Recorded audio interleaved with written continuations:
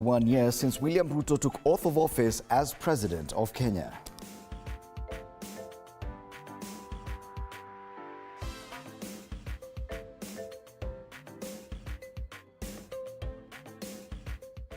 And across the borders, over 10,000 people reported missing in Libya following tsunami-like floodwaters that swept victims out to sea, killing at least 2,300 people.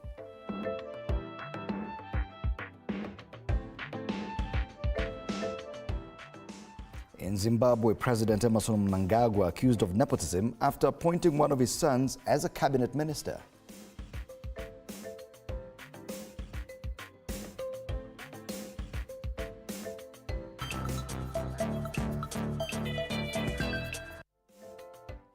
Good morning, welcome to Morning Cafe. This special day, it is exactly 1 year since President William Ruto took oath of office as president.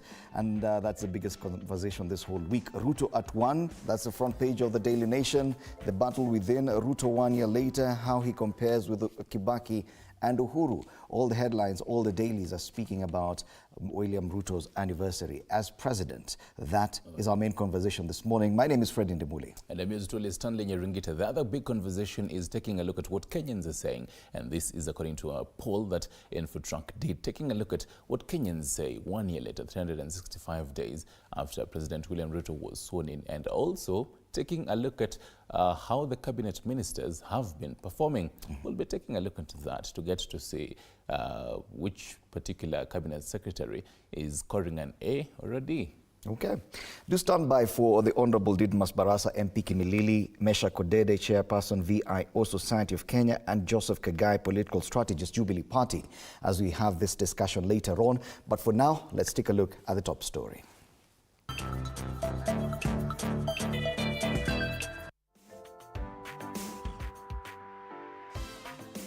Now, as President William Ruto marks 1 year into his presidency today, a survey conducted by InfoTrack has found that more than half of Kenyans feel that the country is moving in the wrong direction.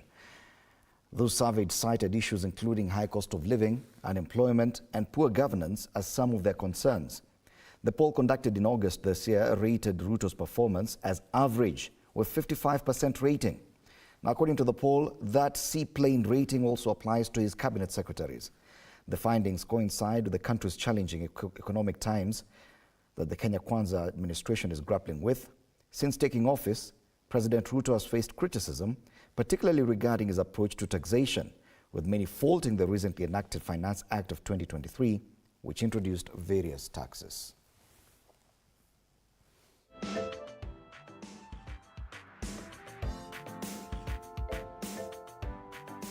And that story leads us to our question this morning, 1 year on. What has been President William Ruto's biggest achievement? What has been President William Ruto's biggest achievement so far?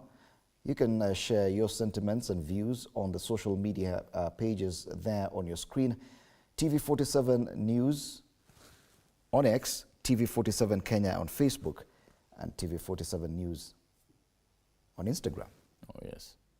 We've rarely been using Instagram, we should. And even Threads, by the way. Okay. Well, that's a big story this morning, and that's a question, so we can continue interacting as we go along with the show. But for now, let's take a look at the day's diary before we get to the dailies.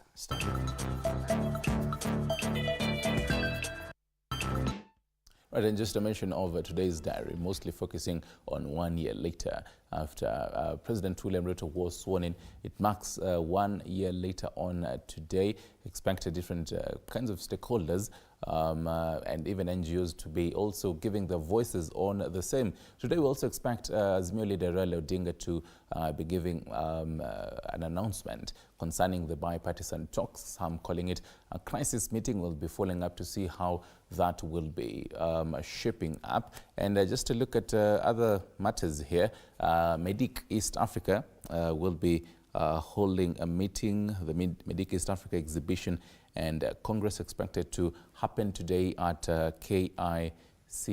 That is for today's diary, right about this hour. Remember, we'll be updating this particular diary as we move on at around 9 a.m. during the county diary and also international diary. But as we were mentioning, the 1 year later by President William Ruto definitely marks the big headlines today. Fred, the papers are quite light as compared to yesterday, but I'm taking a look at the Standard this morning, saying the battle within, and calls it a quest for super party.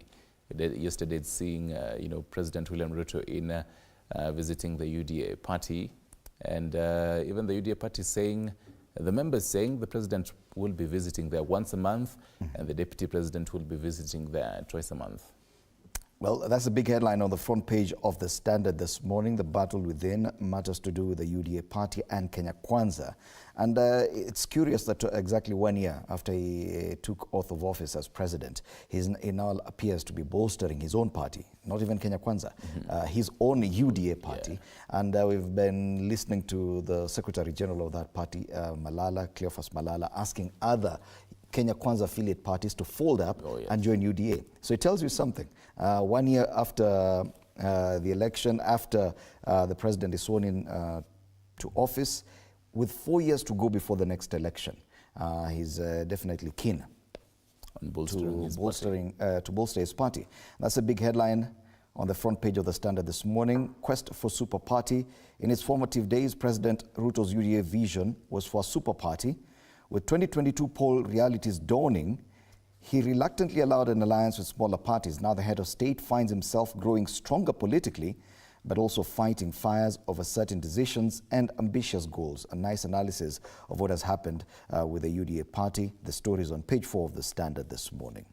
The other big headline on the front page of the Standard is a special report on Ruto's 1 year later, how he compares with Kibaki and Uhuru.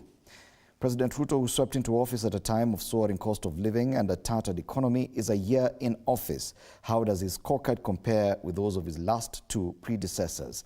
The story is on page 2 and 3 of the Standard.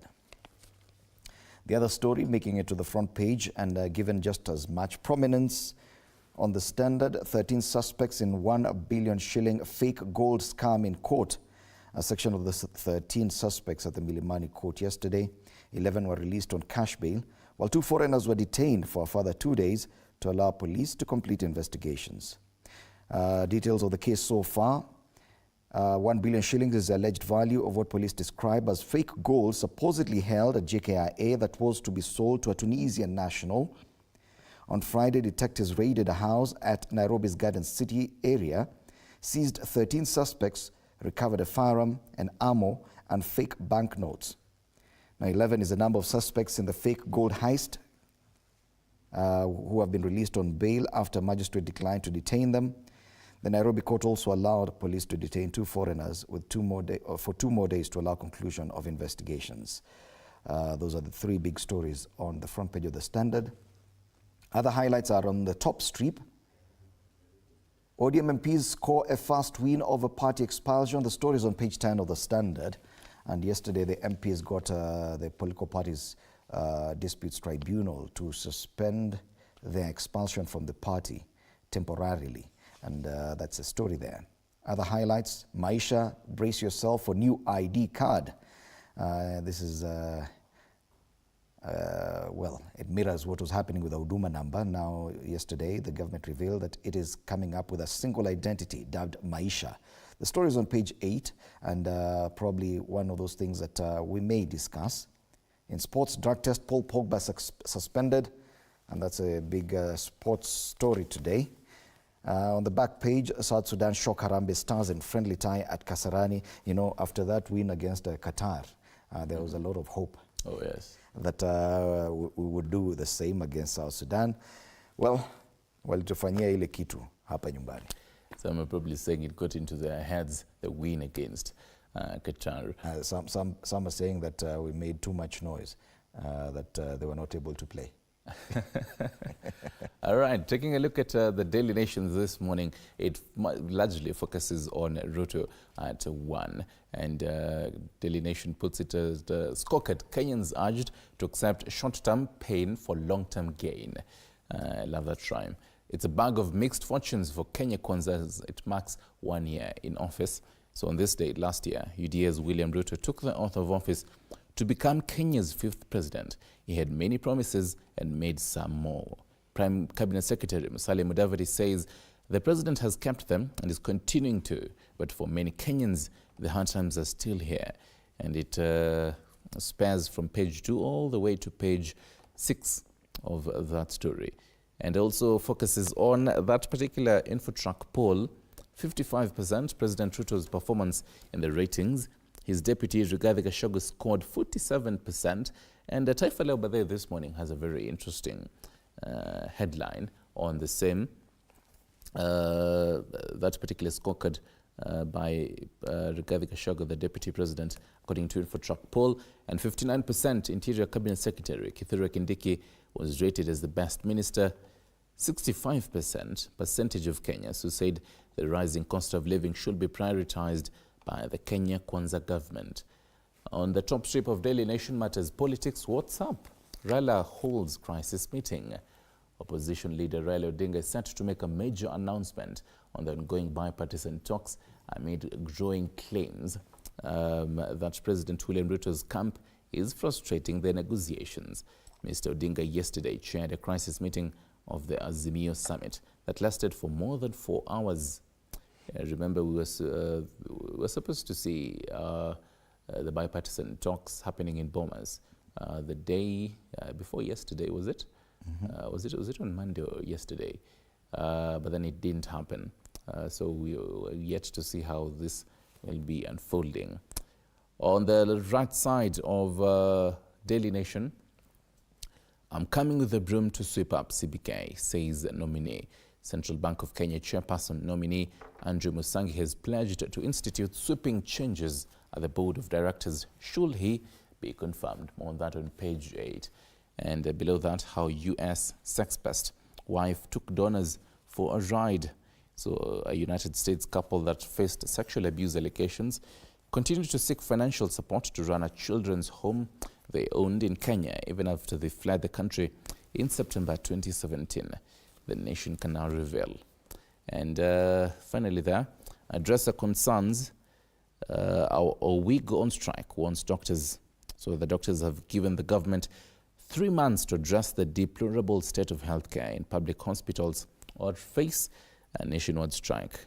The KMPDU Secretary Davji Atela said they're concerned about this severe shortage of human resources, inadequate essential drugs, and chronic shortage of medical supplies in public hospitals. You can dig into that on the back page, where the back page of the Daily Nation says talks. Health CS says ministry will go through petition, then call for dialogue. So union accuses governors of running down the health sector in the 10 years of devolution. Right, that is on the Daily Nation this morning. Tuangazie Taifa Leo asubuhi hii. Kwenye gazeti la Taifa Leo, very interesting angle here, still to do the InfoTrack poll. Gachagua apata D au da. Naibu rais apata alama za chini kwenye utafiti licha ya kujisawiri kama mchapakazi na mtetezi wa wanyonge. Naibu rais Rigathi Gachagua jana alipewa alama ya D kwenye utendakazi wake wa shirika la utafiti la InfoTrack, huku serikali ya Kenya Kwanza ikifikisha mwaka mmoja leo tangu kuingia uongozini mwaka uliopita. Habari yenyewe iko katika ukurasa wa pili, lakini kwenye ukurasa wa mbele wale mawaziri wamepewa asilimia tofauti. Kithure Kindiki asilimia 59, Ezekiel Machogu asilimia 55, Kipchumba Murkomen asilimia 53, Mithika Linturi asilimia 53 pia, Susan Wafula na Homicha asilimia 52 na wengineo hapo kwenye ukurasa wa mbele, lakini Gachagua apata D. Pale juu kwenye gazeti la Taifa Leo, Chebukati alivyocheza Raila, bunduki zilizochomolewa na walinzi wa watu mashuhuri wakarushiana makonde katika ukumbi wa Bomas of Kenya muda mfupi kabla ya kutangazwa kwa matokeo ya uchaguzi wa urais mnamo Agosti 15 mwaka wa 2022. Habari kamili kwenye ukurasa wa 3. Pale chini kwenye ukurasa wa mbele wa Taifa Leo, habari zingine namna ya vidokezo. Mwanamume aua mkewe kabla kujiua sababu ya ujumbe katika WhatsApp. Quite sad. Kwingineko, ishara mcheshi Eric Omondi ajitoma siasani. Mtumbuizaji huyo machachari alikutana na kinara wa Azimio Raila Odinga hivi majuzi, ukurasa wa 3. Na kimbunga chaua watu 3,000 Libya. Libya imekumbwa na mkasa mkubwa baada ya kimbunga Daniel kuua watu 3,000. Habari hiyo kwenye ukurasa wa 8 wa Taifa Leo. Lakini pale Gachagua apata D. Gachagua apata da. Da. Tuangazie ambacho Business Daily imeangazia. Ruto's first year hits misses on economy. That's what Business Daily goes with, and focuses largely on matters, cost of living and all that. President getting some grip on the cost of living after months of pain, rising interest rates and weakening shilling pose a headache. They have a special report on page 2 and also 3 on the same. The left strip, state malls, 20 shillings least betting amount. That is on matters gambling, and on the ticker, that is on the right side, Kenya Revenue Authority eyes 50 billion shillings from tax amnesty. And below that, billionaire Kimani adds 49 million shillings Centum shares. And also highlighting on Business Daily, listed banks, agriculture farms lead in profitability.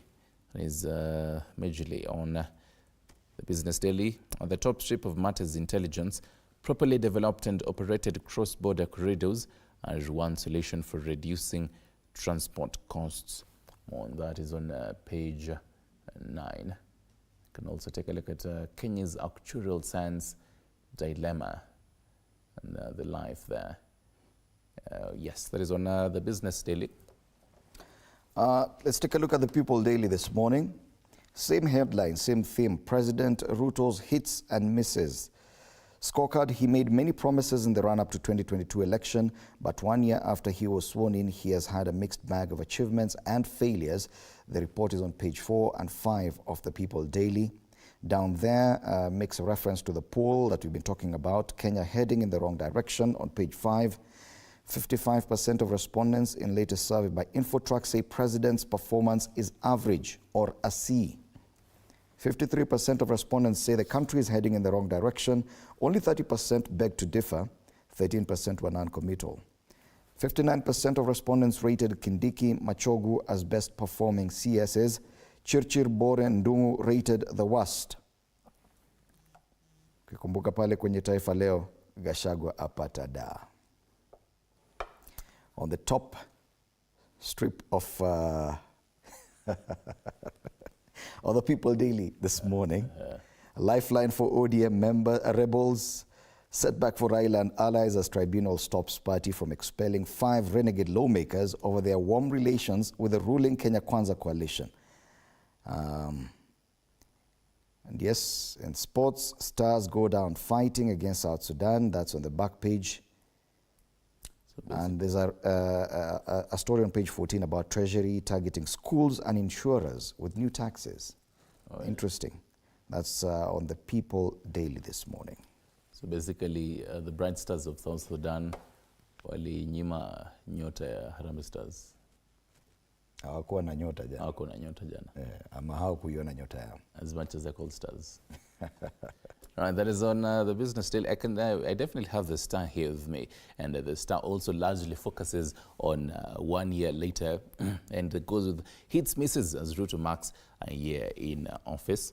So lieutenants praise his stellar performance. Critics say he is a big disappointment, as on page 4 and 5, and so the Star outlines the hits and also the misses that have been done.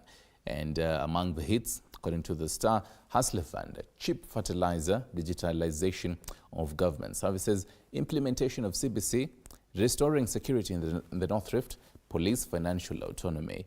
And among the misses, according to the Star, reducing the cost of basic commodities, reducing the cost of fuel, establishing a quasi-judicial public inquiry on state capture, complete transfer of all devolved functions to counties in 6 months. Within 60 days, create a plan to make sure that The government abides by all court rulings and also realization of the two-thirds gender rule within 12 months. That is yet to be seen, according to the Star. It also says that so far, President Ruto delivered colorful speech loaded with promises to hustlers. And below there, the bottom strip, Westgate survivors still reeling from trauma 10 years after terror attack. Anniversary on the second page. And Minority Leader Wandai wants inhuman, quote-unquote, death penalty abolished in a new bill. And also MP Kanchori dares Raila as he rallies Maasai people to support President Ruto. That is on page 23 of it. The top strip of the Star, expert witnesses, payment documents in Savula's 122 billion Kenyan shillings graft case were forged, court told. Yes, that is on the Star this morning. We can now cross the borders. Yes, tuvuke border to Uganda. And in Uganda, we look at the main newspaper there, the Daily Monitor. And the main headline on the Daily Monitor this morning, new cement factory opened in Karamoja. President Museveni says the new cement factory will save Uganda 1.4 trillion shillings annually and create additional 1,000 jobs. Yes, we're talking about Uganda, so the 1.4 trillion shillings is not Kenyan shillings, Uganda shillings. Elsewhere, other big talking points in Uganda. Guard against HIV and AIDS, King Oyo tells subjects. That's on the front page of the Daily Monitor with a very nice photo of the king standing next to his throne. And he talks about guarding against HIV and AIDS. And it's interesting, you remember that matters HIV and AIDS against in Uganda and Tanzania still make it to the front page. Other stories on the front page of the Daily Monitor today in Uganda. U.S. companies stop Uganda imports over anti-gay law, and how Uganda reduced death of pregnant women. Okay. Other highlights on the front page, and this is from the top strip, sexism and the city, how urban planning has failed women. This is on the top strip of the Daily Monitor. And FDC members plot to kick out Mafabi and Amuriat. And those are the stories headlining in Uganda this morning. Right, now on from Uganda to Tanzania, and we do start with the Citizen. Booming business of fake body enhancers. Right, quite interesting. They give a particular figure here, and it's actually interesting to take note, even for our viewers, 600,000. So this is the body enhancement parts made from silicone, go for 600,000 Tanzanian shillings. Okay, those made from other fabrics costing 400,000 Tanzanian shillings. Quick math, how much is that in Kenyan shillings? Well, the mathematics is not mathing right now. Nothing. Yeah. but it's interesting, 600,000 going to buy body enhancements. There's a quote there by a businessman. Business was good, I could sell up to 60 pieces, and sometimes I was required to deliver to other regions. Okay, I'm being told that's about 27,000 Kenyan shillings.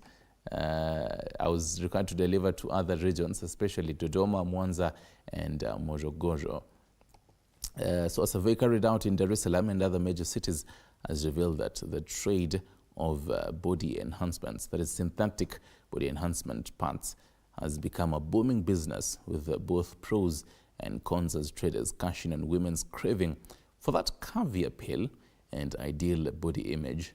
You can dive so that's what they do.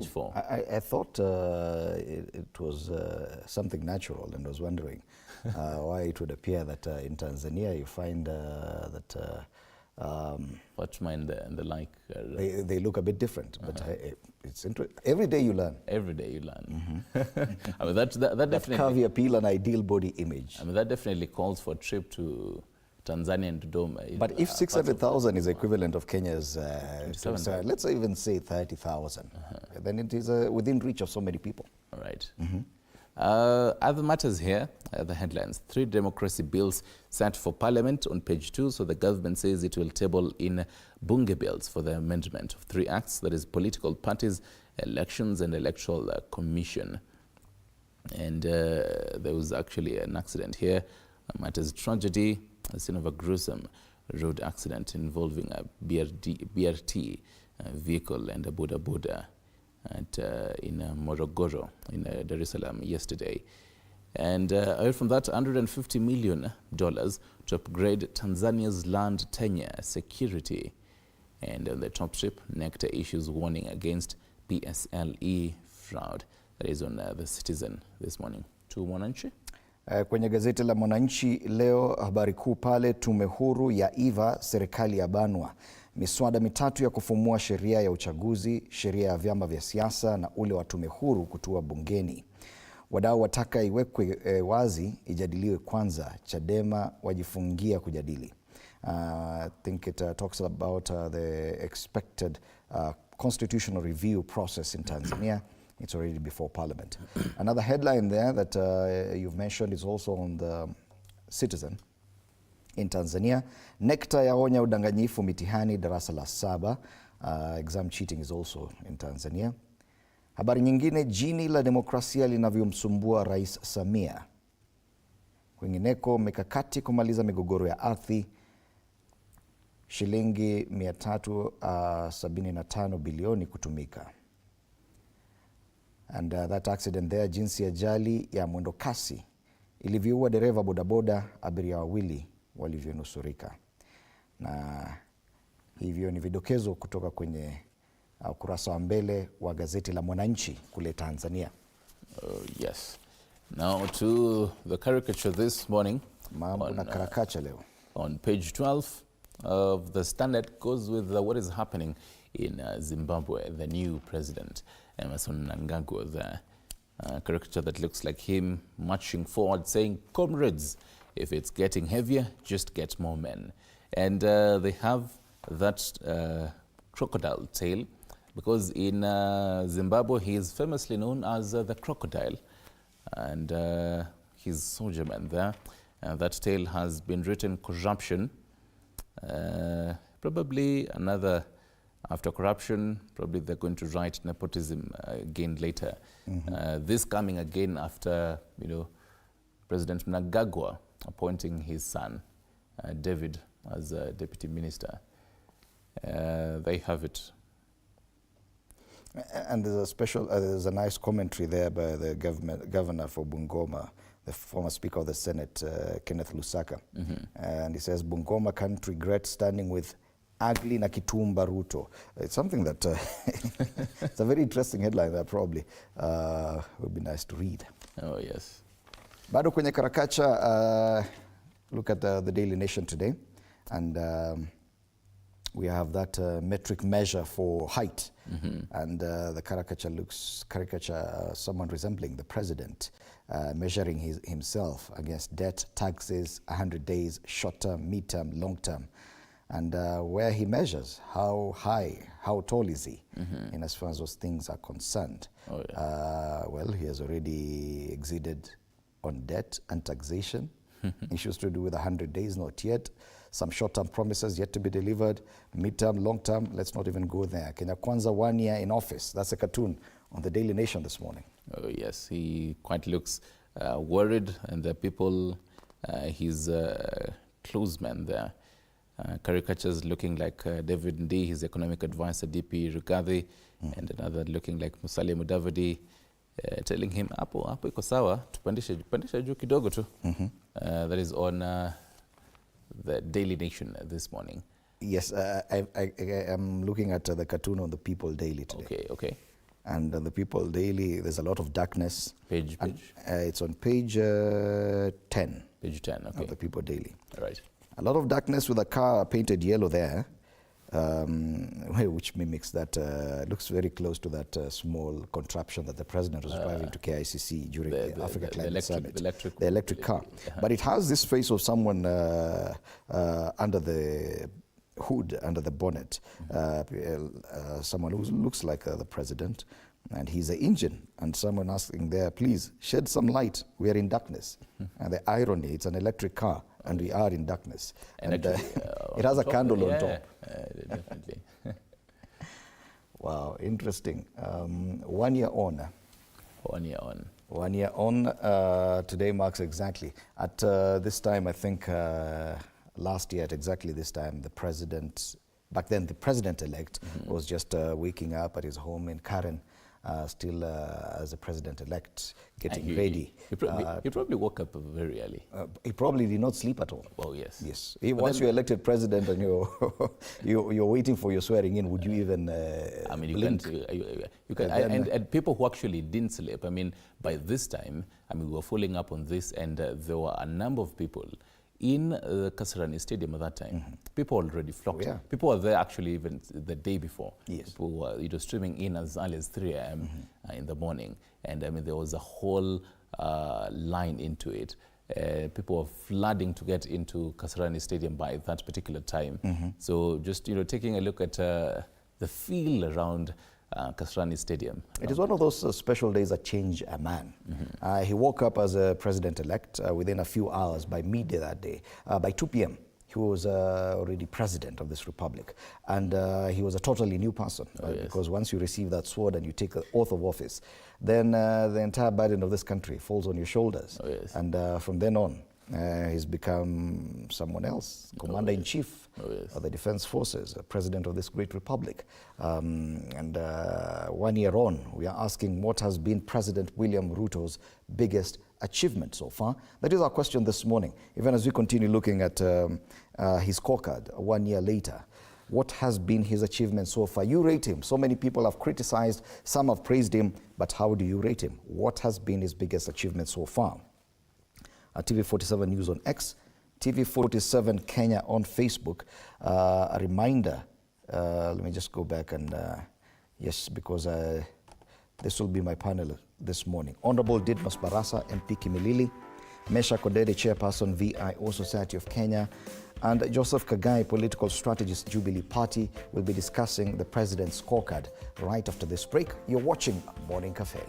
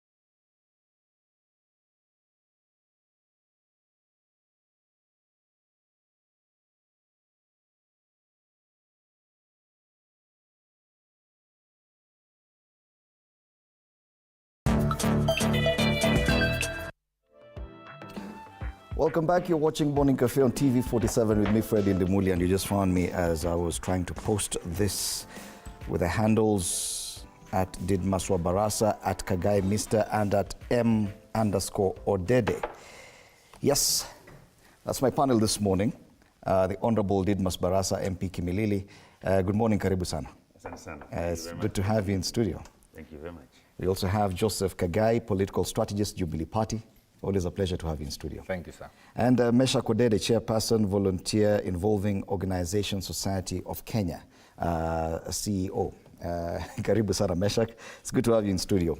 As we look at Kenya Kwanza scorecard and President William Ruto's scorecard 1 year on, because that's the biggest discussion today, and we are asking our viewers to send in their comments to this question. 1 year on, what has been President William Ruto's biggest achievement? But before we get to that, there's an issue that I want us to attend to, and it has to do with the UDA party. And yesterday we saw the president visiting the UDA offices here in Nairobi, the headquarters of the party. And we saw him open a UDA office in Nyeri, I think last week or the week before that. The Standard makes mention of this, and it's actually the big headline of the Standard today. The fact that the president appears keen to bolster his party. Remember that this is the Kenya Kwanza administration, and we've had the Secretary General of the UDA party asking the other affiliate parties within Kenya Kwanza to fold up and join this UDA party. The president's action appear to be showing or indicating an intention of having a super party. This is 4 years before the next election. Didmas Barasa, is this the direction that probably towards 2027 it will be UDA and not Kenya Kwanza?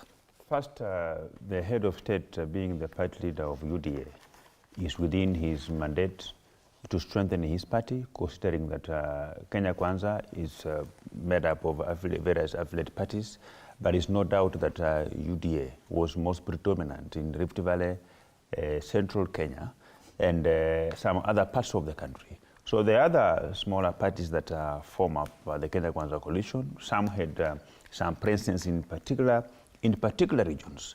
So bolstering or rather strengthening UDA party as a major coalition partner is something that each and every person will support. But the sentiments that were aired out by the UDA SG Cleophas Malala were completely misplaced. If there will be a discussion about folding affiliate parties, it will be done in decorum, not in a manner which Cleophas Malala came out to say, to castigate that these are village parties. He forgot that when we came into the National Assembly, we did not have the outright numbers to be declared the majority coalition. We ended up having a discussion with the small parties, including David Ochieng's MDG, that has one member of parliament. And I think we also have a party that has sponsored the member of parliament for Kangundo, Fabian Chule, has got one single member of parliament. So we do respect each and every small parties within Kenya Kwanza coalition, and that the statements by UDA Secretary General was a goof, was his own personal statement. It was not a position of the party, but as we go forward, you cannot delink politics and government. You cannot delink management of party affairs with management of government, because the management of government is hinged on some party policies and manifestos which the party crafted going forward. Yes. The president was never keen on a coalition pre-election. He wanted a strong UDA party. He was forced by circumstances to actually accommodate other parties to form the Kenya Kwanza coalition. It would appear he is keen on going back to that, and a strong UDA party would be beneficial to him, don't you think, Kage? Yes, thank you, Fred. I want to also, at some point, echo my brother's sentiment that Kenya, at the moment, we are not a one-party. We are not going to one-party state as we were. We know what happened for the 24-year rule that Moi was in power. So when you speak about one party, one strong party, when Kenyans hear about that, they don't feel about democracy, they feel dictatorship. And as you said very well, the current president, Ruto, was never keen on forming a coalition. He never wanted to be subject to scrutiny or subject to any other party, memorandum or any agreement. He wanted himself on the throne as the king. And that is what he is following up to. Mm-hmm. And you remember even in 2017, when finally TNA and the URP decided to form the Jubilee Party. It was a collapse of about 13, 14 parties. But when it was done then, Uhuru was able to respect why we come together is just for the ideology of our leadership and how to improve the country. But look, 1 year into power, a president who is leading a country that has a lot of challenges is focused on forming one party. Instead of just focusing on the economy, he's focusing on party politics within Kenya Kwanza. That is very dangerous for us because we think, like I said last time when I was here, he still has that hangover for the elections. He has not settled as a president. So I think he needs to allow the small parties within Kenya Kwanza to be, because that is what creates a democracy in the country, that what brings checks and balance. So I think he first focuses on the state, allows Malala and the other parties to continue focusing on party affairs. But for him as a president, I think this was a miss. But even if that is the intention of the president, to have the strongest strongest party, or a super party, if you may prefer, he's not too far off. UDA is currently the biggest party in parliament, with 138 members, followed by ODM with 85. That's a huge gap in as far as party strength is concerned. Pursuing that kind of line politically would be beneficial for the president. Having a party, remember that every other party leader that has since been appointed to a government position had to relinquish their position in party leadership. For example, the Prime Cabinet CS, Mudavadi, had to relinquish his position in ANC, which is a part of Kenya Kwanza. The president is not too far off from a super party, don't you think? Yeah, Fred, I think president is within his mandate, just like Honorable Didimas have mentioned. He is still the party leader of UDA, and so it is expected of him to try and make UDA as good as he would wish to see it. But coming to Honorable Malala's statement, there is something that is a mix, because I've had President William Ruto before appeal to Kenyans that if it were good, we would have had two mainstream parties which competes in an election. So if you take that statement and put together with Honorable Malala's wish, then you would see something. And we cannot ignore the Secretary General of the strongest party. The Secretary General is a very serious organ of the party. It's almost the heartbeat of the party. So I do not want to imagine that Honorable Malala came from nowhere and without consulting his boss, who is the party leader, on certain sentiments, and it went like that unchallenged by the president, who is the party leader. So I am at a loss somewhere, because you do not want to imagine that UDA, as super as it is, and you're saying they are not too far from being the party of our time, then they are having this working relationship where the Secretary General comes and speaks from nowhere and the president is on another. You do not want to say that is how UDA has been organized, unless a member like Honorable Didimas wants to confirm that is how UDA is being run, where no consultation, every person with a position in the party comes and says anything, and it is unchallenged. Okay. So unless the president challenged that, then we would say, okay, I would now buy his sentiment that Honorable Malala came and said this, and that is not the party position. But if he said the president is not challenging, and we have had the president before telling us that my wish would have been having a Kenya where we have two mainstream parties like what we see in the US and other first-class economies, then I would say there is something. Mm-hmm. On the other hand, the question would be, is it good for us as a country, now move away from UDA as a party. Definitely it is good for UDA to have supermajority and everything they want. But is it good for a country like Kenya to have one party who is dominating everything with members in the House and they can pass anything they want, whichever way they want it, however good or bad? Is that good for Kenya at this point in time, given that our democracy is just struggling? It is 50 years, but with a lot of struggles. I do not necessarily think it is. It was definitely the Jubilee dream to have a big party when all these parties collapsed into one. To see the president visit the UDA party headquarters on the eve of his one-year anniversary, definitely it's a curious happening. It's not, it doesn't just happen like that. Not really. You know, UDA is a major party within the coalition. UDA is the engine of the Kenya Kwanza coalition. UDA is a party that no member of the Kenya Kwanza coalition want to see it falter. We want to see it stronger than ever before. And looking at it, Malala's statement, it was wrong packaged. If you could have said, for instance, that as an LG of UDA, I would want to see all affiliate parties collapse and form one major party or major coalition party, who will have listened to him. There will have been nothing wrong from that statement. It's only wrong when you go, you are in one of the Kenya Kwanza principles backyard, and then you are saying, nyinyi, hii chama yenu, ni chama ya kijiji. You know, that is a bit blasphemous.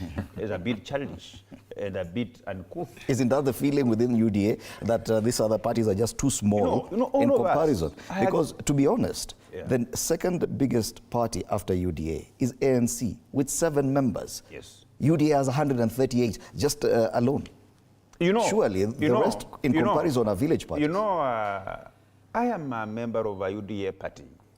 And at that time, when we are moving around this country with William Ruto, it appeared that political pundits, including the media, never saw Didmas Barasa as a leader in Bungoma.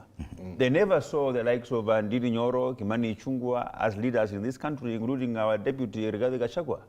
They felt like William Ruto is isolated because the so-called tribal kingpins who are not accompanying him. So as much as we went to bring on board the likes of Dr. Right Honorable Moses Wetangula and Alfred Mutua, Manilo Chapchap, Salam Davadi, apart from the votes they brought on the table, however small it is, they also brought perception across the country, where the people from central Kenya felt like if Musalia and Wetangula are behind William Samoei Ruto, then Kenya Kwanza is going to win the government. You know, in politics, perception is very important. So William Ruto, the President of the Republic of Kenya, going to open a UDA office in Nyeri, visiting UDA headquarters in Nairobi, is not something out of the ordinary. It would have been out of the ordinary if we went, for example, to open a UDA office in Bungoma or in Kakamega. Then you could have felt that, I mean, you get my point. Yes, Kagai, but surely the other parties, Ford Kenya, ANC, Maendeleo Chapchap, DP, in comparison, they are a pale shadow to UDA. It is actually a fair assessment to say that they are village parties, that probably they should just fold up and is the Secretary General of UDA party really off the mark? I don't think he's off the mark. In reality, Kenya Kwanza is UDA and UDA is Kenya Kwanza. But I think the battle is beyond the village parties. The battle, UDA opened offices in Nyanza, in Siaya. It was not news because it was perceived that just sideshows ya Malala ndiye ameingia kwa ofisi. But now when an office is opened in Nyeri, there's a serious statement. That is, and the president coming out and the SG coming out. For me, I interpret as UDA quickly losing its ground. It's not about these small parties. Malala is speaking a different language that we can understand in Azimio, especially as Jubilee Party. I can tell you for free, in Mount Kenya, UDA is not as popular as it was during the campaigns because that is the place where it has failed a lot within that 1 year. The expectation of the Mount Kenya people for what UDA had promised is total contrast to what is happening. So when you see them with that choir, the yellow and green choir in Nyeri opening such an office, and the president gracing the event, it sends you a message that they are losing ground. So it's like the party itself, it's mismanaged in a way that you don't know what to hold, what's not holding. So Malala has to speak the language of the president, and he's speaking the mind of the president. So it's not in any fault. And as you say clearly, what was Maendeleo chapter bringing on the table? They got a cabinet position, yes, but what in Ukambani, what can they say they brought to UDA or to Kenya Kwanza? I respect Musalia and the Speaker of the National Assembly, yes, but the perception, as Dilma says, it was good. But the man called Ruto, he never needed any party. He just needed himself, and that's what he's driving even now. He's sending a message that I think this country needs me, not these parties, needs me. And that is why the assignment for Malala coming, you know, the SG was Veronica Maina, quickly removed after election, then Malala brought from ANC. So in fact, the president planned that the ANC to take its SG, bring it to UDA, because he had a mission. Within a year or 2 years, I want one party. That is what the president is saying, and it's for 2026. And if it was just for purposes of perception, the need for that kind of perception towards an election is already done. The president no longer needs that kind of perception. He just needs one strong party, one strong thinking towards 2027. No, I think he still needs that perception for now. The problem is going to be after he exits. Let's assume on this table that, yes, William Ruto is in his second term. That's where the problem will be, because that is where the conversation will be around the table, and men will be looking at each other and women in the parties and asking, what have you brought on this table? Because the succession will be, amongst us, our boss is now leaving, his term is done. 2 terms are quite well. So who will be driving the force behind this coalition or these parties? Then that is where now the uncomfortable conversation will start happening with the likes of Honorable Musalia. What much do you have on this table vis-a-vis the other? So I think for now the president still needs it, that perception still, because if you do away with that perception, give it or take it, you still have Musalia Mudavadi and Honorable Wetangula, the speaker, as key figures in the Western region politics, in the Luya land, definitely.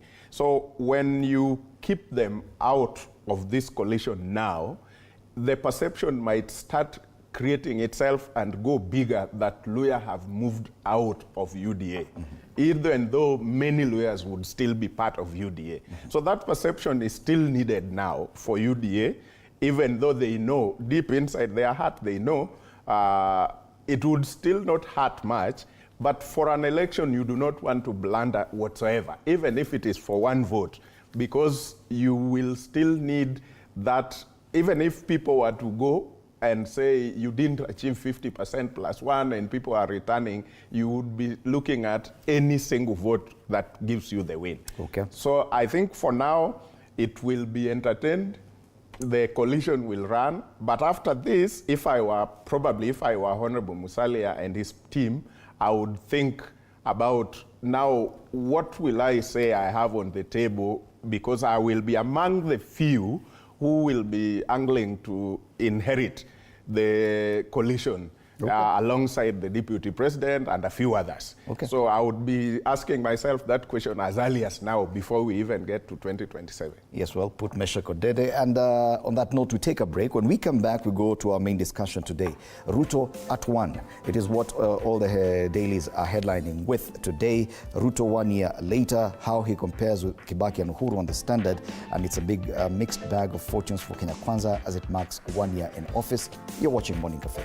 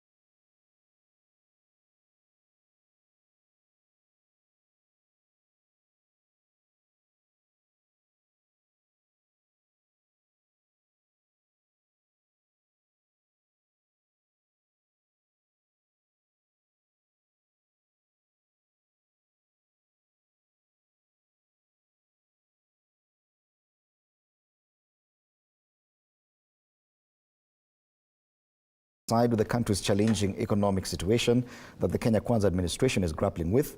Now, since taking office, President Ruto has faced criticism, particularly regarding his approach to taxation, with many faulting the recently enacted Finance Act of 2023, which introduced various taxes. And today we ask, 1 year on, what has been President William Ruto's biggest achievement?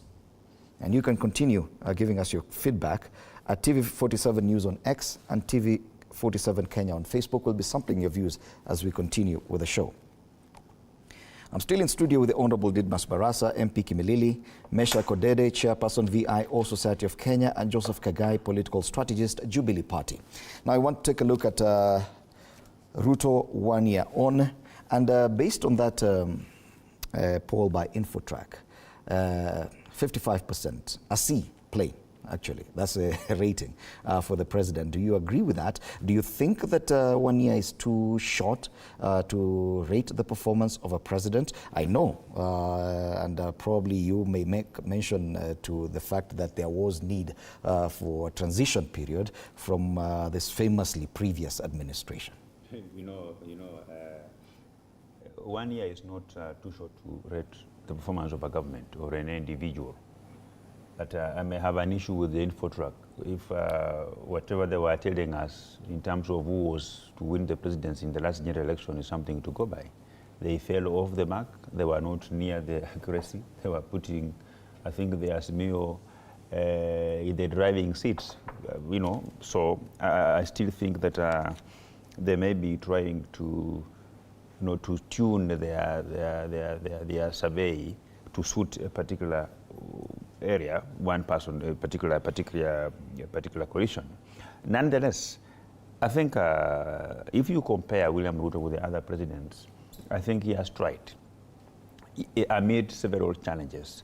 First achievement was to successfully get into the theater and carry out economic surgery on our dwindling economic status of the country. Of course, we were coming up from an administration that had completely bankrupted our economy.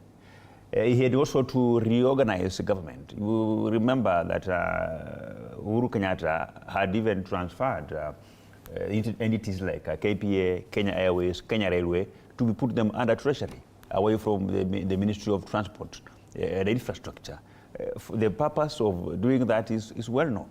So Ruto has also managed to restructure the CPC that was a bit problematic. Leave alone freeing the agencies that were under state capture and giving them the independence that they deserve, including the DCI, the independence of the judiciary, where he appointed the judges that the previous administration had refused to appoint. He has implemented the Hustler Fund, which we promised Kenya that we will implement once we take over power in the reins of this country. He has done so. William Ruto has managed to stabilize the economy, and also in terms of the very many infrastructural development that were begun by the previous regime with no budget. Many roads were just begun by the previous regime for political expedience. We have managed through our first budget to be able to do allocation so that these roads can continue to be implemented and to be finished. He has also, like what he promised Kenyans, that he will make university education affordable by coming up with a new university funding model. A child of Freddie Ndimuli, a senior employee of TV47, cannot get the same amount of loan like that one of Mamboga from a village from Kibra. So the funding is dependent on your affordability in the various categories. So I think I am convinced that Kenya Kwanza government. But you mentioned a few things there that could be cited as to some extent as failures on his part. The issue of state capture that you mentioned, it is one that he made a promise that within 30 days he would establish a quasi-judicial public inquiry on state capture. You say he managed to free that, but he did not do it the way he had promised. Reducing the cost of basic commodities, 1 year on, he's not been able to. Kenyans are still grappling with a high cost of living. Fuel prices are skyrocketing. This he had made a promise to reduce. Definitely an assessment of 55% with Kenyans citing the cost of living, high fuel prices, the challenges that even university education that you've mentioned, people are facing because they're actually joining university as we speak, and they are not able to access the loans, as you say. But 55%, don't you think that that is fair enough, given those challenges and the fact that he has not been able to deliver on some of those scheme promises? It should be at slightly above 70. I agree that those are the challenges, but the beauty is that we have a government that is doing proper monitoring and evaluation.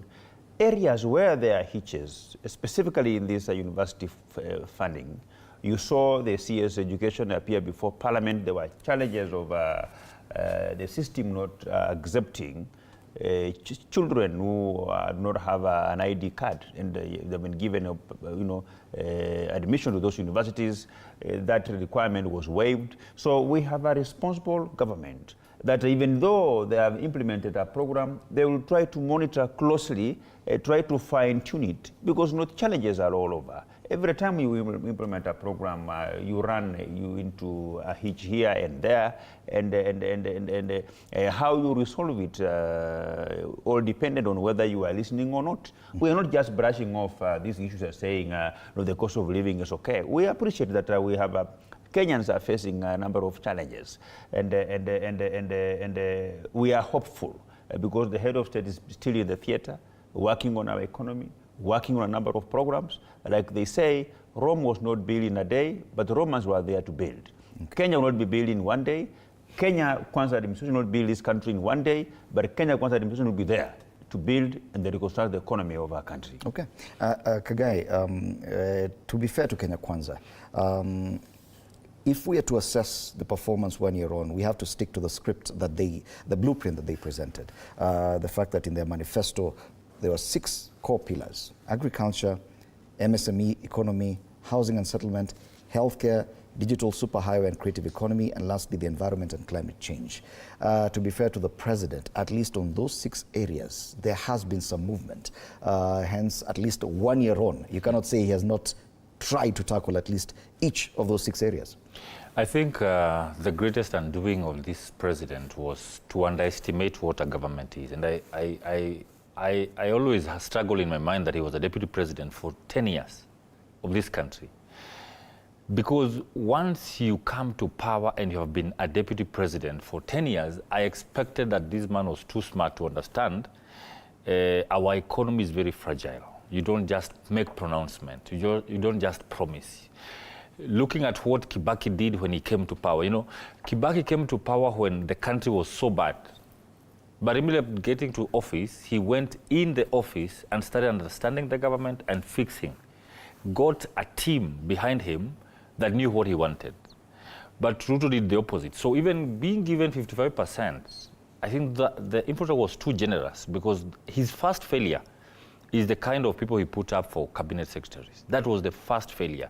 Because even during the interviews, Mheshimiwa Baraza can even testify to this, because most of these people have serious cases. And if people have serious cases behind them, on their back, and then you trust them with the engine of running an economy, what will it bring? It will collapse. So he portrayed a very smart guy during campaigns, promised so many things, yet he has done none. All the 6, he has done none. In fact, the time that Kenyans are going through a lot of challenges now, we could look at Uhuru's time. Kibaki's time, there was insufficient funds. He was the one building the foundations. Uhuru came when the foundations now are right. So Uhuru was putting up the country for lifting. The only thing Ruto was coming to do with the best roads we have in Africa, he was just to stimulate the economy now to grow. But he came and reversed everything, every policy that Uhuru had done. Whether it's a foreign policy, the debt policy, everything. But he did not understand why these things had been set there. So I still doubt his smartness, because if he was the deputy president for 10 years, he could not understand why Uhuru could balance Chinese and the US at the same time. Mm-hmm. He never understood why I need to work with him and him under these terms. So he came and changed everything first before understanding what. Then he has a cabinet who started going for trips instead of going for engagements. Going for trips for leisure, going for trips to make deals.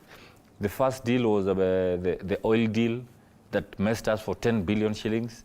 So he has a cabinet that does not understand him. He's actually the president, he's the cabinet secretary, and he's the PS at the same time. Because he said even himself during the signing of the contract, performance contract, that he even doesn't understand how a CS does not have information about his ministry. So when a president says that, his failure may not be attributed to him directly, to his cabinet, but now his choice for that cabinet, put squarely, I could give him a mark of maybe 30. But in politics, he's at a 90%. So 70, 30.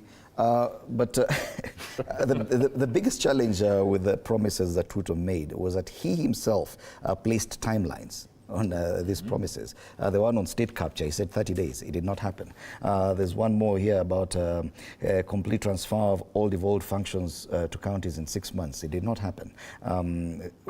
Creating a plan to make sure the government abides by all court rulings. Still challenges there. Realization of 2/3 gender rule in 12 months' time. The 12th month ended yesterday. That has not happened. He even made an extra promise, which he was not required to. Because it was not abiding by any laws of the land, that 50% of his cabinet would be reserved, positions would be reserved for women within the first 12 months. The 12 months have ended. He is the one who placed these timelines for himself. Fred, let's accept that William Ruto is a human being and is bound to make mistakes. But then, even with those mistakes, as Kenyans, we need to see whether the pointers are pointing that this is a man, a human being who has made mistakes, but there are efforts here and there that are showing some glimpse of hope for Kenyans. Do we have that effort? Do we have those signals? I do not think we have those signals outright. If they are there, probably the likes of Honorable Didimas will tell us where those signals are, because as a Kenyan, now let me speak as a Kenyan who is not a member of any political party, as a civil society, we do not sit where we sit and see the signals headed the right direction. You look at the InfoTrack report, for example, and you realize the report on this paper says half of the cabinet rated D on performance. Is this report right or wrong? I don't know, but Honorable Didimas will tell you InfoTrack have got issues with them as UDA. So do I want to buy that? I do not want to buy that, because the president himself told us these people are incompetent. But what amazed us even further, after declaring on the same podium that you and I are incompetent, he gave us contract to sign. Who hires the most incompetent people? In any interview, you come to our house for the interview, I find you incompetent, then I hire the competent one. But here we have a CEO who told Kenyans and the whole world that I have incompetent people here. This one sitting here are very incompetent. Then he ended up giving them a contract to sign right there. I was like, my mouth was wide open. What the hell is happening? What did I see? Because when you declare you and I incompetent, we get fired, and you have 47 other millions of Kenyans who are competent enough. You bring them on board and say, take the job. But we didn't see that. So when I see InfoTrack, I want to differ with Honorable Didimas, because now I am believing my president. Remember, he is all our president. He is all we've got. We don't have another president. And we must believe him. So I am believing this report on account of my president's words. So you agree with the 55% So rate? I'm agreeing with this because, number one, it is scientific.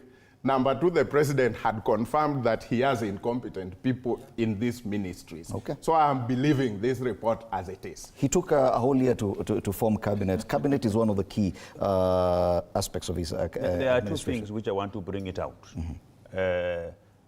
You are using a wrong syllabus. to judge whether William Ruto has delivered or not. You are restricting yourself to the things which I think were contained in a manifesto.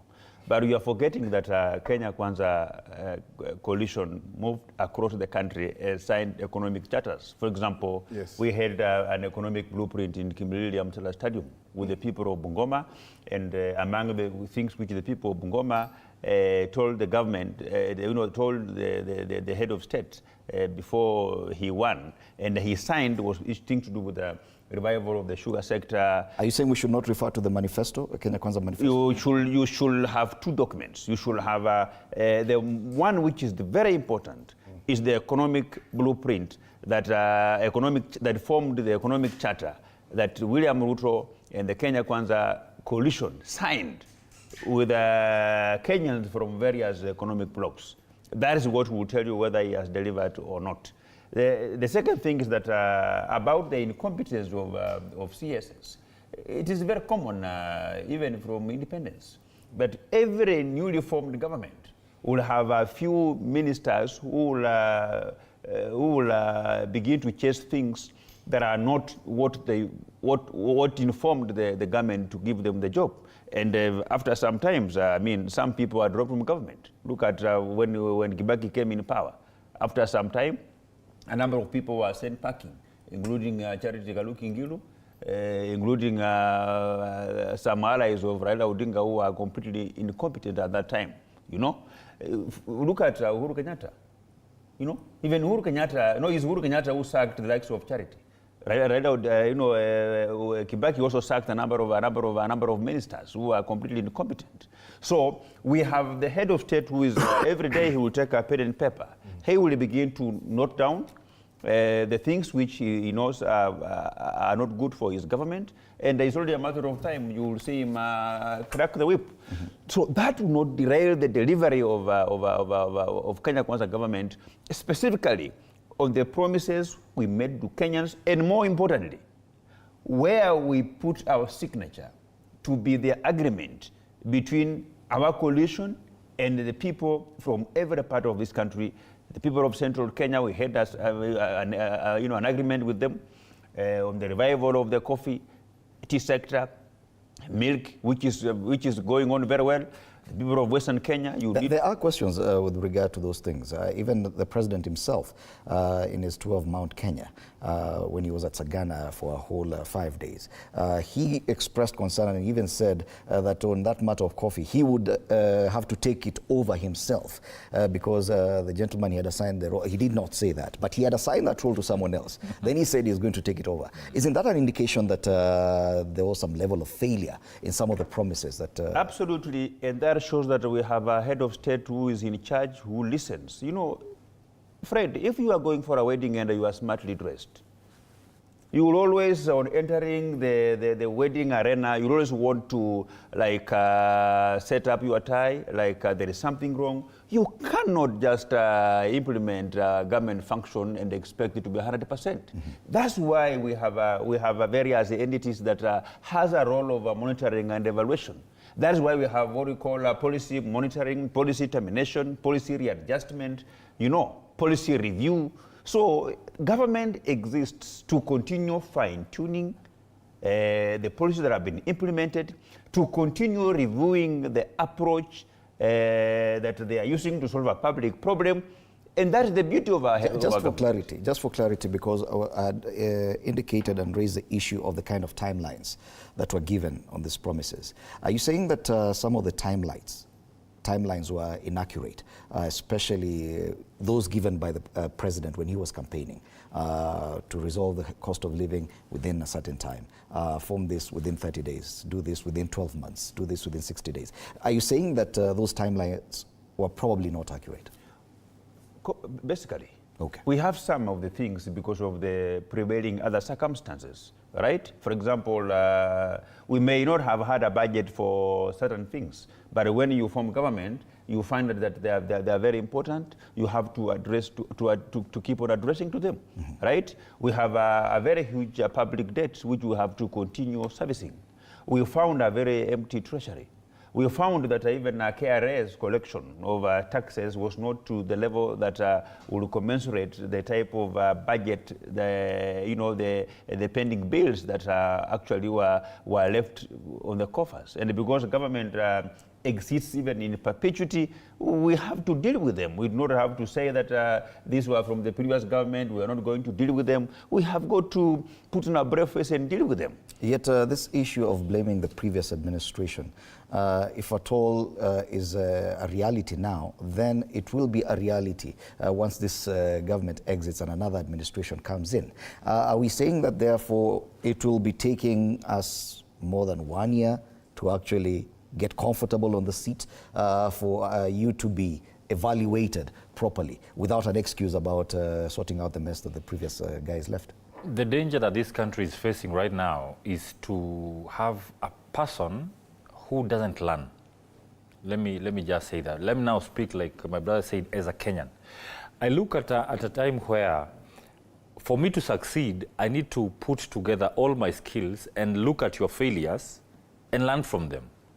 Ruto is pulling the country so fast back than pushing it ahead.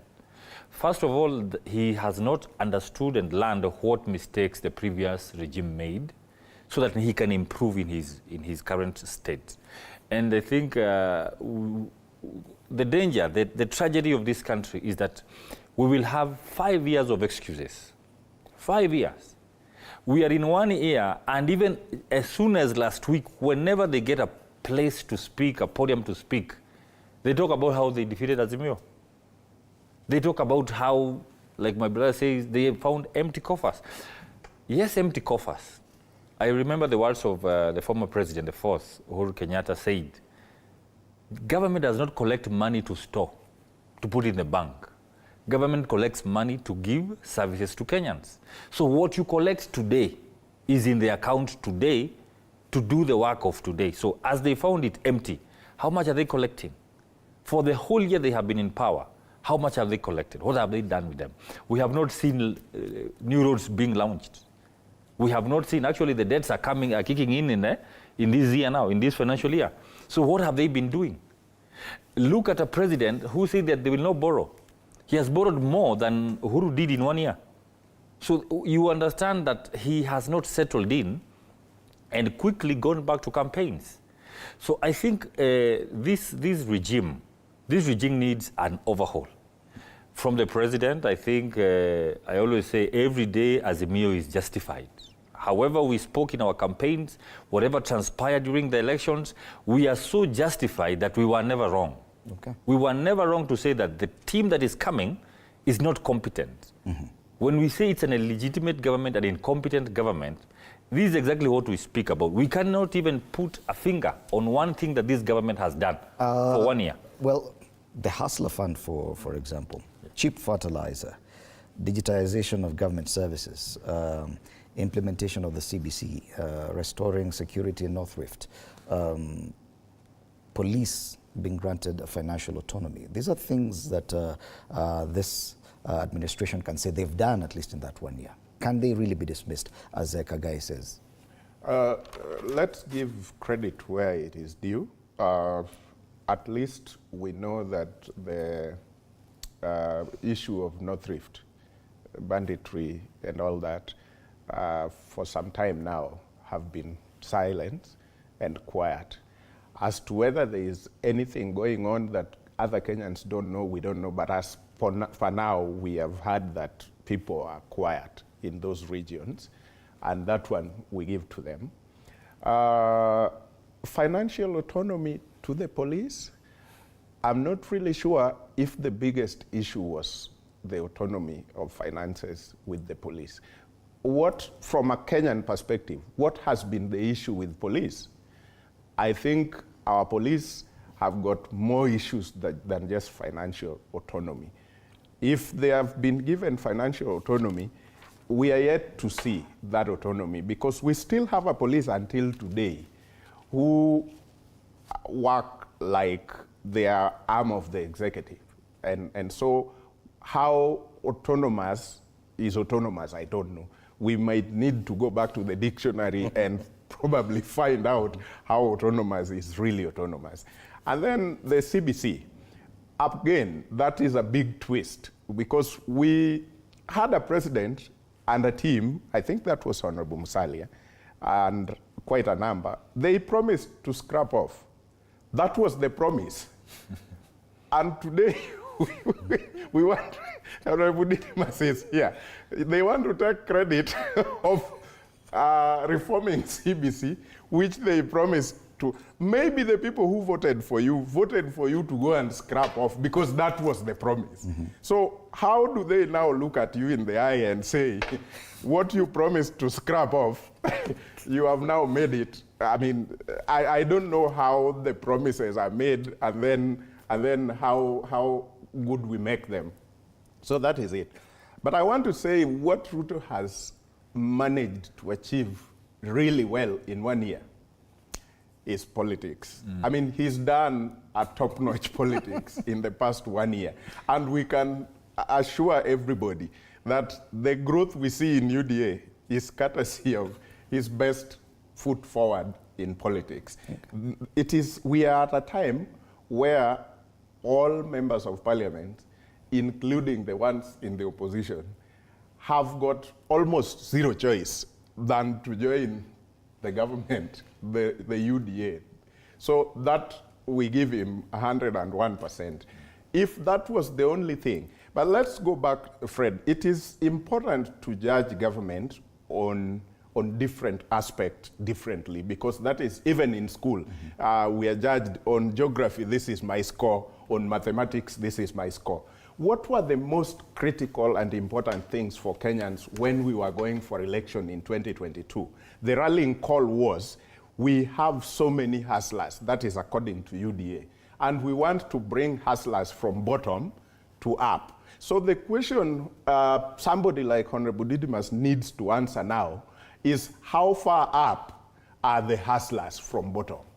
Because the journey was from bottom going up, and those were the hustlers. And that gave hustlers opportunity to say, for once we have had a government who knows what we want. And what we want is how to move from bottom coming up. So we need to actually have, whether it is a survey, scientific or whatever, that can tell that out of every 10 Kenyans who are hustlers at September 13th, this is how far up they have come. It is a valid question, Honorable Didimas. I agree with him, and it's a very valid question, and it is not a task that we can execute in 1 year.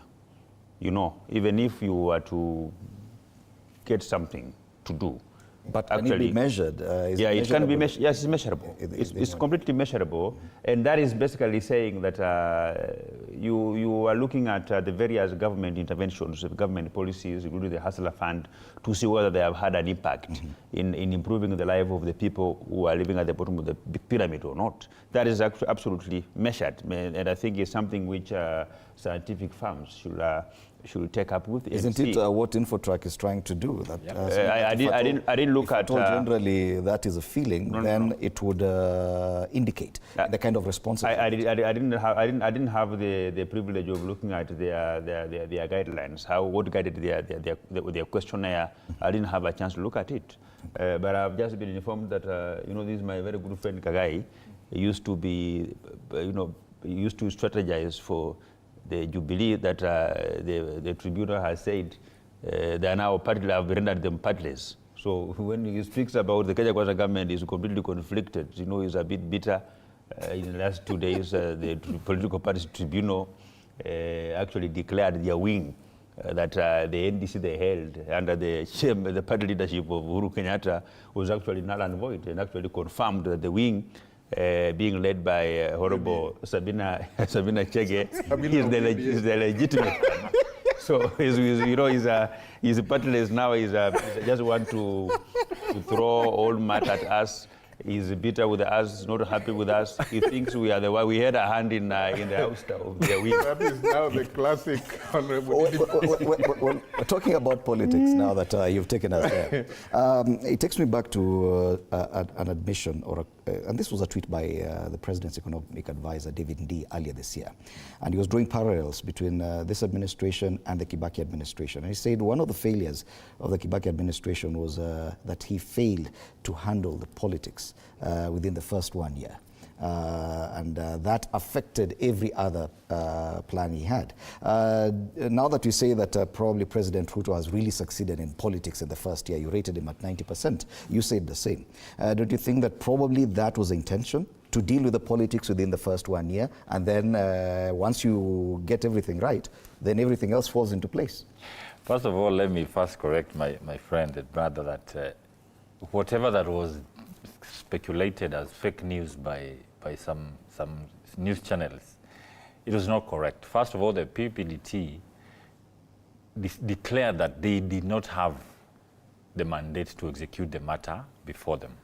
So it was a 4-3. Actually, he needs to be concerned that the people that he's calling Jubilee, those he has mentioned, have no space even in this current political space for UDA and Jubilee and even any other party. Actually, they are just done. I saw the other one going to try to climb the mountain alone now. What the court said that the matter that had been brought by the Kanini's faction, they had no mandate to listen or even give merit on it. So it was thrown away.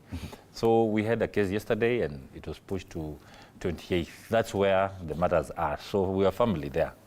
And Jubilee Party is what is giving UDA sleepless night in Mount Kenya. That's why they are doing offices in 1 year instead of doing economic stimulus programs.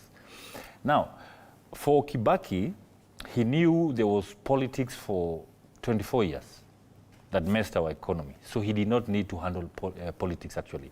I think Lee is one person who is not always founded on his own policies. Today, he stands out and speaks this, tomorrow contradicts. Even whatever he says, he's the one who shows us how incompetent Ruto is by his own statements and tweets.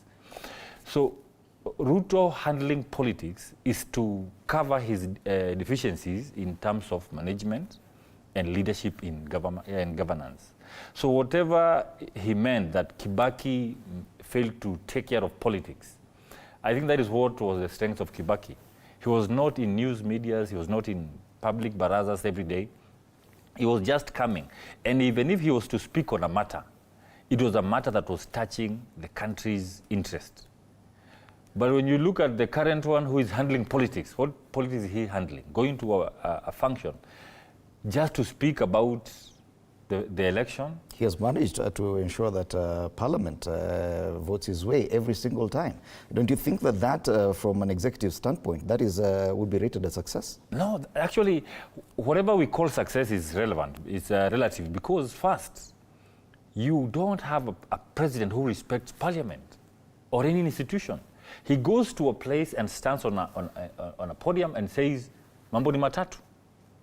So he's doing things by himself, for himself, until we thought that the judiciaries are friends, are buddies, because of whatever happened. But now, even now, the judiciary is complaining. You guy, you are overstepping. Because you cannot execute a matter on a public baraza, a matter that is so sensitive. I know those statements were done because of the Mumia's sugar. It is important that those farmers get justice. But we must see justice through the courts. The same way a common man will get justice through the courts, we want also to see the president doing the same. So he's handling politics not for the sake of building institutions. Even in Parliament, like you say, he wants that supermajority so that he can push things like he wants them, not like the country wants them. So for me, that success, it's relative, because tomorrow he will disagree with Didmas. And he'll tell Didmas, "Mambo ni matatu." What will Didmas do? He can't run in the courts because the courts are afraid. So I don't think handling politics is what Kenya needs now. Because being in constant politics is what messes us up. Okay. I wish this president, he says he's a scientist, I wish he just took time in the office, set up things. Like you say, there's a statement I say that he promised Mount Kenya on those economic charters about coffee from 120 shillings. Now it is going to 30-something. The deputy president is in Bogota. To do what? President Uhuru never went to any country. He's working in the morning. You understand? He never went to any country to stabilize the... So that is the problem that we have. Too much politics. Yes. Some of the issues that he's been able, some of the legislation and government policy that he's been able to pass through Parliament are considered a bit unpopular. That if at all he had not been able to galvanize the voting strength in Parliament, those things would have not gone through. Yet he was able to push through a Finance Act that was deemed very unpopular. This in Parliament stumped it, and it is now law. Definitely that is success, even if it is political. Thank you. That is success. But it would have been much better success if that same vigor was used maybe for other things that he promised, like two-thirds gender, for example. Because I am sure two-thirds gender would have had the section that is for him, plus another section of the opponent, and it would have succeeded very well. But now, when it comes to the issues around the common man, which probably would be those issues of gender and the rest, we do not see the vigor. We only see the vigor on matters putting more taxes on the common man, which was pushed by all standards. And that is now what tilts the balance. Where it is supposed to be outright success, we now begin to question. So whether that politics is helping Kenyans or not is now the issue. But Fred, let's come back to the question probably at their most uncomfortable question that today and in the next 1 week we are going to keep on asking. How far from bottom is the hustler going up? Even if it is just 1 year, you should, if I and Honorable Didimas had agreed to go to Mombasa, and we have 3 days to go to Mombasa, that, let's say 3 days is equivalent to 5-year term that UDA has. After first day, should we be in Machakos? Should we be in Makueni on our way? Where should we be exactly? That is the question we must answer on this table. That after 1 year on our 5-year journey, bringing the group of hustlers from bottom all the way up, after 1 year, the first day, we are in Makueni. And this is how we can prove it. Number one, you took power 1 year ago when a dollar was 120. Are we in Makueni with that? Because those are the clear indicators of whether something is really happening towards. I started by saying the indicators. I don't have a problem with William Ruto making mistakes. He is a human being. But I have a problem as a Kenyan when I don't see the effort giving me the indicators of hope that tomorrow will be better. Because we remember, we both want William Ruto to succeed, because we all know if he is the only one we've got as a president. So if he fails, we all fail.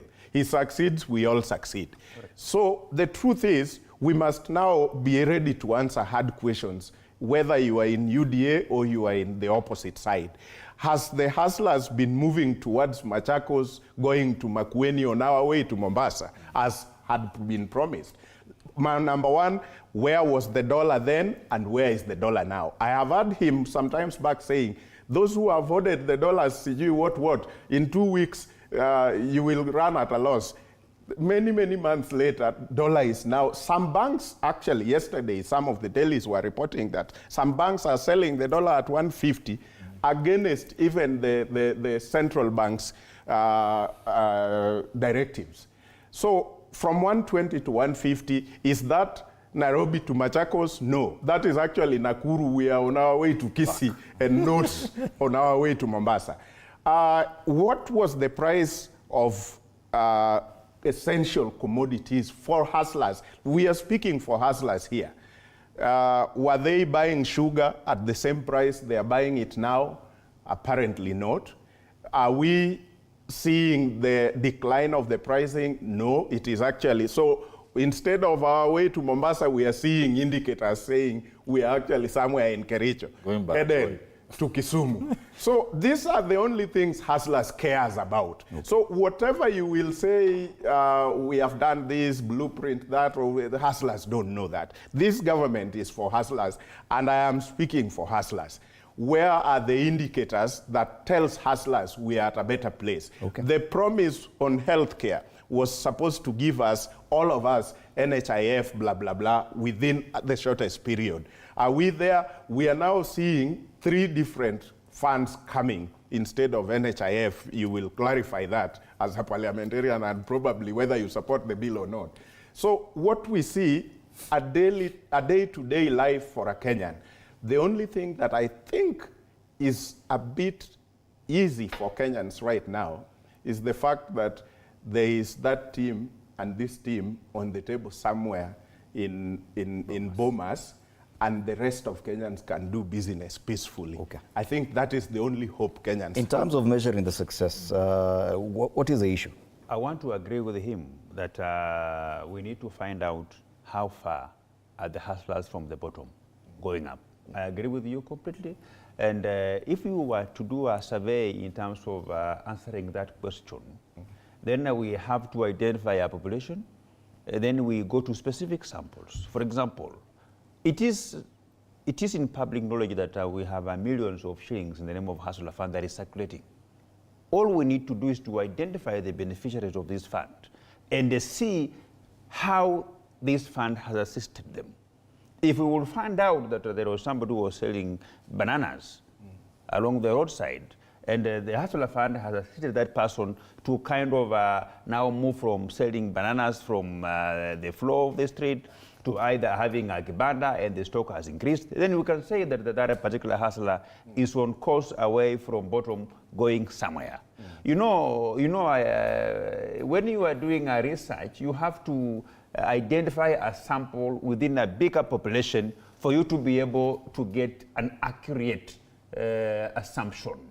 Otherwise, you can't just go to a market and say how you will not be able to get a good answer. The second thing is that we have to look at the programs that are under the State Department of Small, Micro, and Medium Enterprises. What are their interventions in terms of uplifting the Kenyan hustlers? So we should bisect each and every government policy that is aimed at bringing a hustler from bottom to some place. The second thing, which he made a very good point about the issues of universal health care. Some of these things can only be handled within a particular framework. And we have a number of pieces of legislation that are currently before Parliament. And it's only a matter of time that we'll begin to see the benefits of these kind of issues of universal health care. These are community health volunteers who will visit people's homes and try to address the very basic health care issues. And most importantly, the issues of two-thirds gender rule. We had our own plans on how we are going to address it. But the issue of bipartisan talks came in. We have our competitors who are petty. They behave like small children. If they want something, you have to behave as if you want to get them what they want. For us to get them out of the street. Behave as if? Absolutely. Okay. For us to get them out of the streets, we had to yield into their demands of forming a bipartisan team. Our side is headed by Mani Shungwa, the other side is headed by Stephen Kalonzo Musyoka. And two-thirds gender is part of the things that are being discussed. So it makes us put brakes on what we were to do and wait for the outcome of that bipartisan talks. On this issue of... Another thing which is very important, yes. Fred, that we need to understand is that Azimio, on very many occasions, had made attempts to derail the Kenya Kwanza government from fulfilling our promises on the quick wins, the smaller thing that we promised Kenyans will do. For example, when they went to begin demonstrating, the government had to kind of focus on how they're going to deal with them. And also through their proxies, Mtatas and the rest, they have always gone to court. Immediately we approved a finance bill. Of course, what funds the government budget is taxes we collect and very many other sources of revenue. And what legitimizes the government to collect is the Finance Act. which they went to court. It was, suspended for quite some time, and any responsible government will kind of go slow on her programs because you are waiting for the outcome of a formula which you will use to be able to collect revenue and implement most of our programs. Point made. And before I give Kagaya an opportunity, what would you say to the assertion that the House or the Houses of Parliament are now under capture of the executive? The fact that members of parliament, and we had made mention of this earlier, that the president appears to have full control of the voting patterns in parliament, that even the parliamentary group meetings held at State House. And well, it did not start with this administration, even the Jubilee did the same. But the fact that MPs are not voting independently.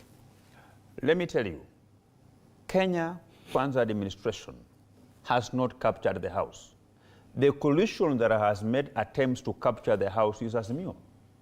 I will qualify my statement by giving you evidence that in Kenya Kwanza coalition, we have members of parliament who voted against the finance bill, including Gathoni Wamushomba, including my friend Majimbo Kalasinga.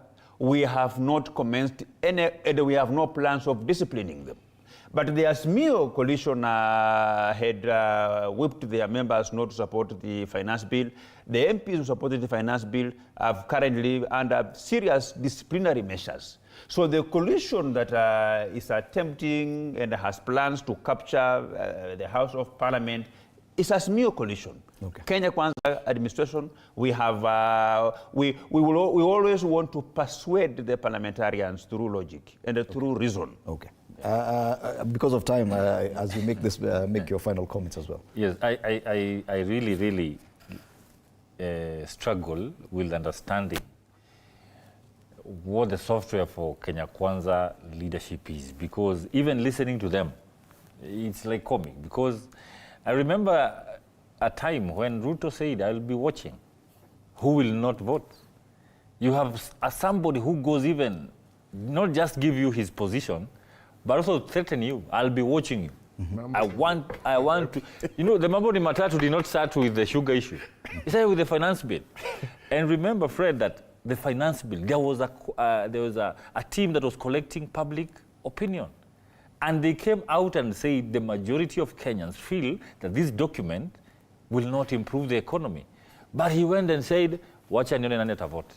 So you look at those scenarios, and Parliament right now is not functioning as an aghast house because they don't even debate on things. They wait. My brother says that they had a plan for the truth agenda. The plan that they had was to destroy Azimio, bring all those members to them, and pass legislations and amendments without consulting Kenyans. That was the intention. The document that the president wrote to the Speaker of the House, it had issues that required even referendums. But as he says, they had plans to amend the constitution without involving Kenyans. So when he said that we as Azimio are petty, we are childish, we are dealing with a tyranny, a man who only understands force. He just understands unless we come out strongly, he will not give in to listen. Even in Eldoret, unless those girls demonstrated, that matter could not have been taken seriously. And even now, he has not committed to make sure that those students' monies are refunded. So we have a president, unless you take the stones and go to the streets and beat sufurias, he cannot listen to you. That is the sad thing about the current regime. But there is hope. The bipartisan talks as it is, however slow the UDA people want to drag them, that is the hope for Kenyans. In fact, I can tell you, Fred, BBI was not a demon. Ruto has proved us right. His proposals were every word by word from the BBI, which he said was a document for the president and to extend his term. So now, that document is what is coming back on the table. Everything that he wants himself, his side of the coalition wants, is squarely from the BBI. And we're saying, squarely, let us bring back BBI. It spent our money. It was touching on our issues. Let us bring the BBI back on the table. They said the person pushing it was wrong. Now let us bring it through the bipartisan talks. Thank you, Joseph. Thank you. There is one area that probably Kenyans also needs to give a scorecard to Honorable William Ruto, the president, and his team of Kenya Kwanza, the area of corruption. You know, one of the things that really were difficult for Honorable Didimas and the entire Kenya Kwanza brigade was the topic of corruption to handle during campaigns.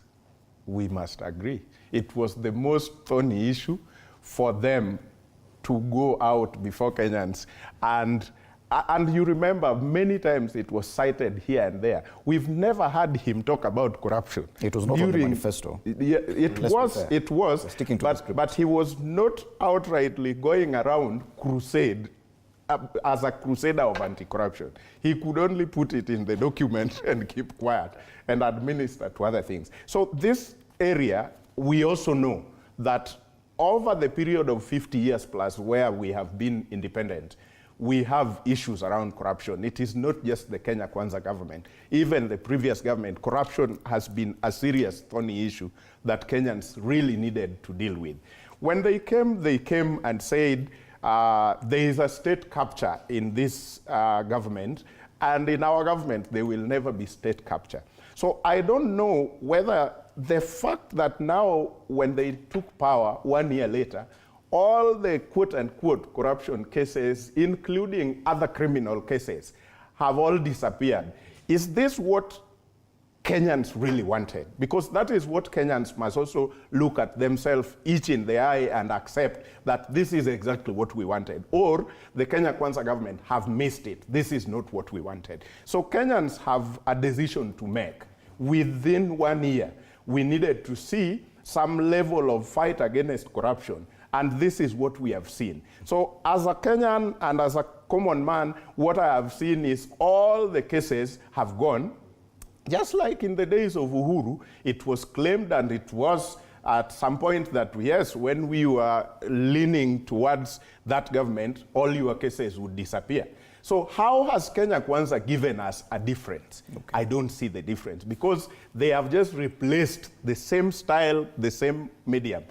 You are part of Kenya Kwanza, and this is why we will have to say it. This is why some of the members of parliament who we know at the background that have serious cases of corruption here and there have leaned towards that government and are claiming that they are looking for maendeleo from state house here and there. Okay. So I don't see that if corruption is not given a scorecard of anything 4 and above, anything else will succeed. Because all the things Honorable Didimas have said, the buck stops with this corruption thing. If it continues growing, then the gains in other sectors will diminish within the shortest time. Thank you, Meshach. Finally, Honorable Didimas, your final words. I want to appeal to my fellow Kenyans that we have one country, we have one government. Whether you like it or not, this Kenya Kwanza administration is going to be in power at least up to 2032. Right? And it is time that we support our government. You know, including even oversight, responsibly oversighting the government is assisting the people of Kenya. We should know when to criticize and when to support. I am 100% sure that we have very good programs about this government. And I would want to ask Kenyans of goodwill that where the government, the Kenya Kwanza government is doing well, or it's attempting to bring something that will improve the life of the Kenyan people, let us all support it. But where we feel that whatever programs are not good for the country, let us offer alternative. As a government, we will listen, we will pick what is good for this country so that we can review our interventions and move this country forward. We should not just be politicking from morning to evening, from Monday to Monday. Okay. Absolutely, because we need to bring the country together, we need to improve our economy, we need to improve the livelihood of our people. Going forward, this is what I can say, Bwana Fred. Thank you so much, Honorable Didmas Barasa, MP Kimilili, Meshach Odede, Chairperson, VIO Society of Kenya, and Joseph Kagai, political strategist, Jubilee Party. Panelists this morning, helping us look at the scorecard for the Kenya Kwanza administration exactly 1 year since President William Ruto took oath of office. Now, gentlemen, it's time for our TV 47 commentary. Now, recent reports making rounds on social media implicating elected members of parliament in illicit activities such as money laundering and trading in fake gold should indeed be a cause for concern. These allegations shed light on the caliber of politicians we elect to represent us, and it prompts a reflection on the state of our society and our collective responsibility as voters. Firstly, it is important to acknowledge that accusations against elected officials, even if unproven, can have significant consequences. They tarnish the reputation of not only the individuals involved, but also the broader political system and the electorate that put them in office. The warning issued by the former CS for Interior, Fred Matiang'i, more than a year ago about the potential presence of money launderers in Parliament should have served as a wake-up call for voters. It is a reminder that we have a shared responsibility in choosing our leaders. While we may not have all the facts in every case, we should exercise due diligence and make informed decisions when casting our votes. The question of whether the politicians we elect are a reflection of our society is a valid one. If we find that individuals with questionable ethics and involvement in illegal activities are consistently being elected, it raises questions about the moral standards of our society and the priorities of our electorate.